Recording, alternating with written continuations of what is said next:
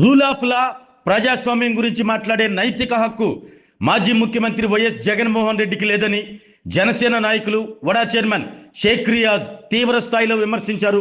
ఒంగోలులో నిర్వహించిన మీడియా సమావేశంలో ఆయన గత వైసీపీ పాలన, వైఎస్ జగన్ వ్యాఖ్యలపై ఘాటుగా స్పందించారు. ఒంగోలులోని రవిప్రియమ్మలో ఏర్పాటు చేసిన మీడియా సమావేశంలో జనసేన నాయకుడు వడా చైర్మన్ షేక్ రియాజ్ మాట్లాడుతూ గత 5 ఏళ్ల వైసీపీ పాలనలో జరగని అరాచకం లేదని ప్రజలు స్వయంగా చూశారు అని, ఇప్పుడు అదే నాయకత్వం రూల్ ఆఫ్ లా గురించి మాట్లాడటం దెయ్యాలు వేదాలు వల్లించినట్లుగా ఉందని విమర్శించారు. కోవిడ్ సమయంలో డాక్టర్ సుధాకర్ ఘటనను ప్రస్తావిస్తూ ప్రజాస్వామ్య విలువలను కాలరాసిన వారు ఇప్పుడు న్యాయం, చట్టం గురించి మాట్లాడటం రాజకీయ హాస్యాస్పదంగా మారిందన్నారు.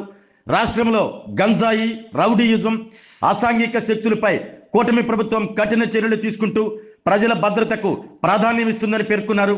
ముఖ్యమంత్రి నారా చంద్రబాబు నాయుడు నాయకత్వంలో కేంద్రం నుంచి పెట్టుబడులు తీసుకువస్తూ రాష్ట్రాన్ని అభివృద్ధి దిశగా తీసుకెళ్తుంటే దాన్ని చూసి ఓర్వలేక వైసీపీ నాయకత్వం విమర్శలు చేస్తుంది అంటూ ఆరోపించారు. కులాలు, మతాల పేరుతో ప్రజల్లో విభేదాలు సృష్టించే రాజకీయాలకు ప్రజలు ఇప్పటికే గుణపాఠం చెప్పారని తెలిపారు. గత ఎన్నికల్లో 151 స్థానాల నుంచి 11 స్థానాలకు పరిమితం చేసిన తీర్పును గుర్తు చేస్తూ ప్రజల మనోభావాలను ఇంకా అర్థం చేసుకోలేకపోతే రానున్న ఎన్నికల్లో మరింత గట్టి సమాధానం ఎదురవుతుందని హెచ్చరించారు. కూటమి ప్రభుత్వంపై ప్రజల్లో విశ్వాసం మరింత బలపడుతుందని, వచ్చే ఎన్నికల్లో కూటమి జెండా రాష్ట్రంలో రెపరెపలాడుతుందని ధీమా వ్యక్తం చేశారు. ఈ మీడియా సమావేశంలో జనసేన నాయకులు పర్వతిరెడ్డి కిషోర్, పిల్లి రాజేష్, కళ్యాణ ముత్యాల, బండారు శేషగిరి తదితరులు పాల్గొన్నారు.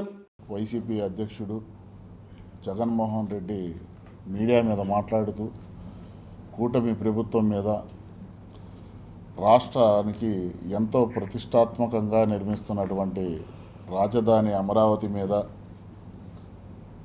ముఖ్యమంత్రి చంద్రబాబు నాయుడు గారి మీద, అలాగే ఉప ముఖ్యమంత్రి పవన్ కళ్యాణ్ గారి మీద ఆయన మాట్లాడటం, మరలా రూల్ ఆఫ్ లా దాని మీద ఆయన మాట్లాడుతుంటే చాలా హాస్యాస్పదంగా ఉంది.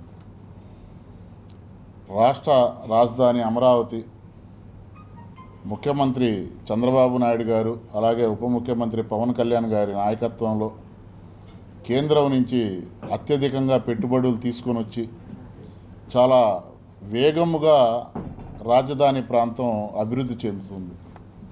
అది చూసి ఓర్వలేక వైసీపీ నాయకులు, పెయిడ్ ఆర్టిస్టులు అందరూ కూడా కూటమి ప్రభుత్వంపై ఏడుస్తూ కులాల మధ్య, మతాల మధ్య, ప్రాంతాల మధ్య విద్వేషాలు సృష్టిస్తూ ఈరోజు వాళ్ళు చేస్తున్నటువంటి తీరు మనందరం కూడా అన్ని ఛానల్స్లో, అలాగే అన్ని మీడియా దాని విధంగా కూడా మనం చూస్తూనే ఉన్నాం. జగన్మోహన్ రెడ్డి గారు మాట్లాడుతూ మావిగన్నితో మేము ఎన్నికలకు వెళ్తాం అంటున్నాడు. గత ఎన్నికలకి 3 రాజధానుల పేరిట ఎన్నికలకు వెళ్ళాం. జనాలు 151 సీట్లు ఉన్నటువంటి నీకు 11 సీట్లు ఇచ్చారు. మాడు పగిలేలాగా నీ మాడు పగలగొట్టించినటువంటి సీట్లు నీకు 11. నీ మతి స్థిమితం కోల్పోయి నువ్వు పిచ్చాసుపత్రిలో చూయించుకునే విధంగా ఉంటే నీ మాత్రల డోసు పెంచుకున్నా ఇంకా నీకు బుద్ధి రాల. ఇప్పుడు మళ్ళీ మావిగన్ అని ఎలక్షన్లకు వెళ్తానంటున్నావు. ఈసారి నువ్వు మావిగన్ అని ఎన్నికలకు వెళ్తే నీకు వచ్చే సీటు 1.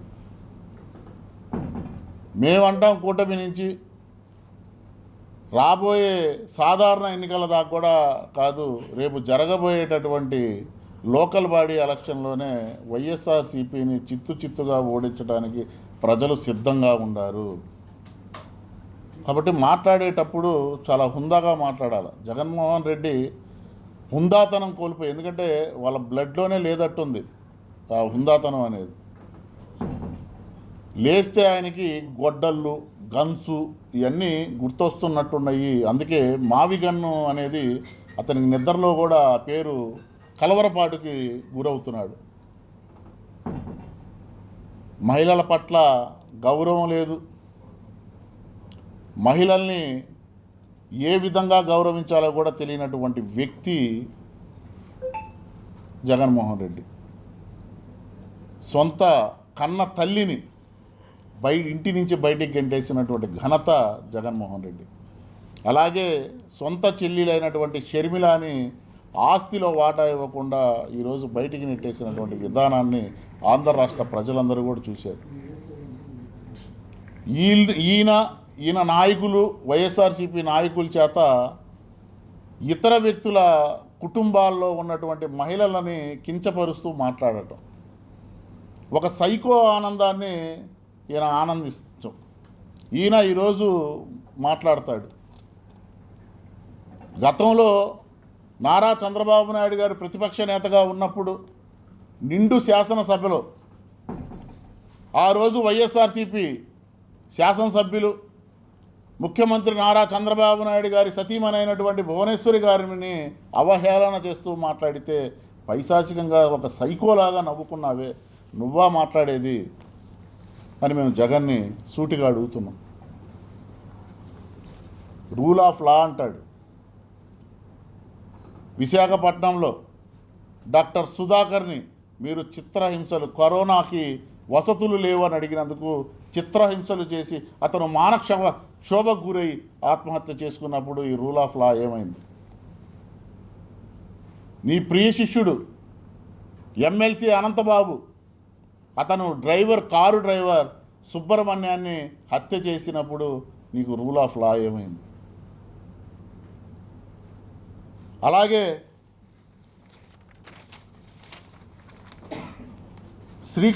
శ్రీకాంత్ చేతిలో చనిపోయినటువంటి వాలంటరీ కుటుంబాన్ని ఎందుకు పరామర్శించలేదంటే, ఆయన మాజీ మంత్రి అమలాపురం, ఆయన కుమారుడి చేతిలో ఒక వాలంటరీ చచ్చిపోతే ఆ కుటుంబాన్ని కూడా పరామర్శించినటువంటి దాఖలు లేవు. అప్పుడు ఏమైంది రూల్ ఆఫ్ లా అని మేము అడుగుతున్నాం. ఏ రోజైనా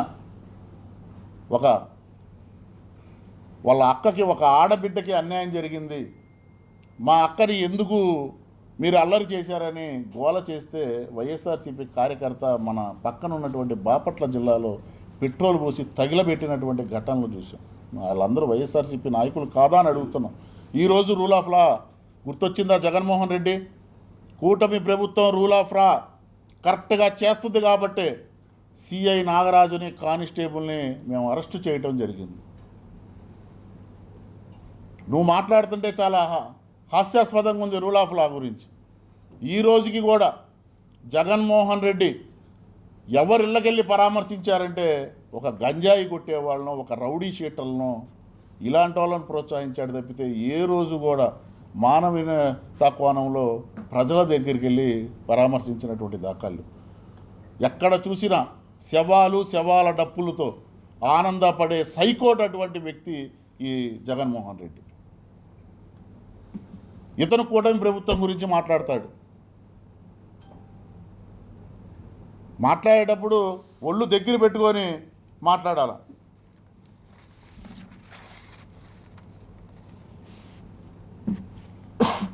అలాగే సొంత చెల్లెలు షర్మిలాని నువ్వు తిట్టించింది ఎవరితోయా? నీ సొంత చెల్లిలే కదా.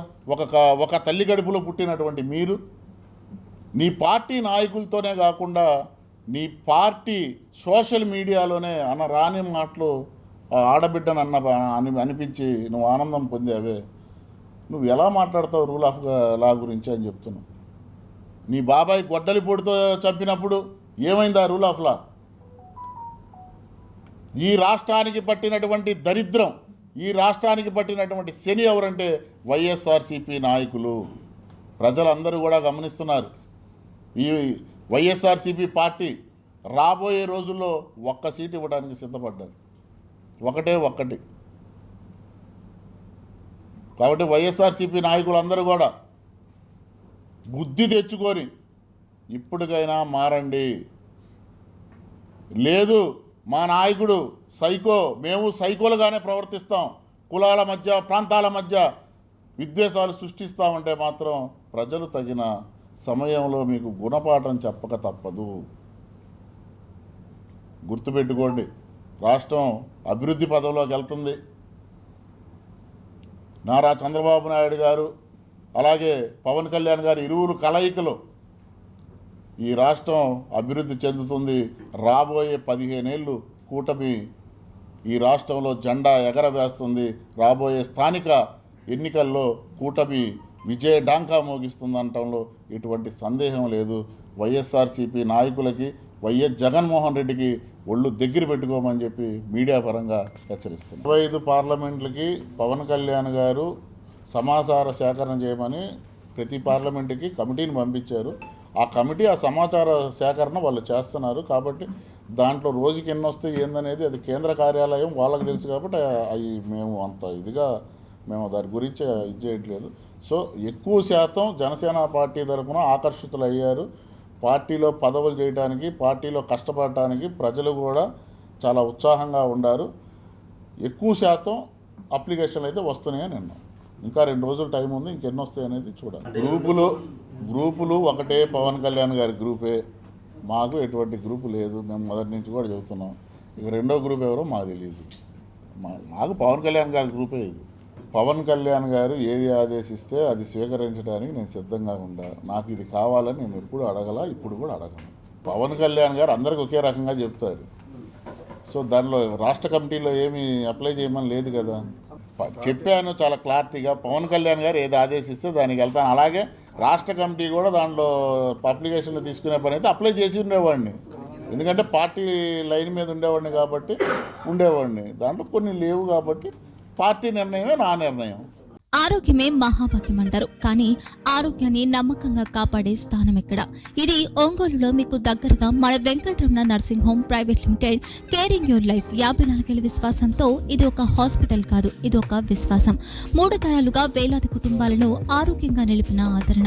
మా నిపుణుల వైద్య బృందం మా దగ్గర అనుభవం కలిగిన బృందంలో అందించే సేవలు neuro surgery, general medicine, diabetes, pulmonologist, general surgery, ophthalmology, urology, orthopedic, ENT, paediatrics, dental surgery, anaesthesiology, gynaecology, cardiology, emergency మరియు critical care.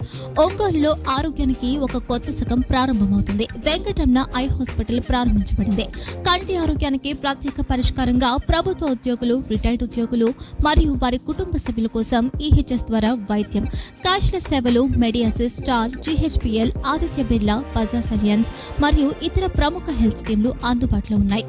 Aarogyasri, doctor NTR వైద్య సేవా నిధి అందుబాటులో ఉన్నాయి. చిరునామా ఆర్టీసీ బస్టాండ్ ఎదురుగా, Kurnool road, Ongole. Phone number 08592282623, cell number 9100679099. Eye hospital number 9866484770. Website www.venkatramanarsinghome.com. Facebook www.facebook.com/pkrnh. Venkataramana nursing home, 3 తరాల విశ్వాసం, నూతనతతో కూడిన సేవ. మేము కేవలం చికిత్స చేయము, మేము శ్రద్ధ వహిస్తాం, పరిరక్షిస్తాం. సేవ చేయడం మాకు ధ్యేయం.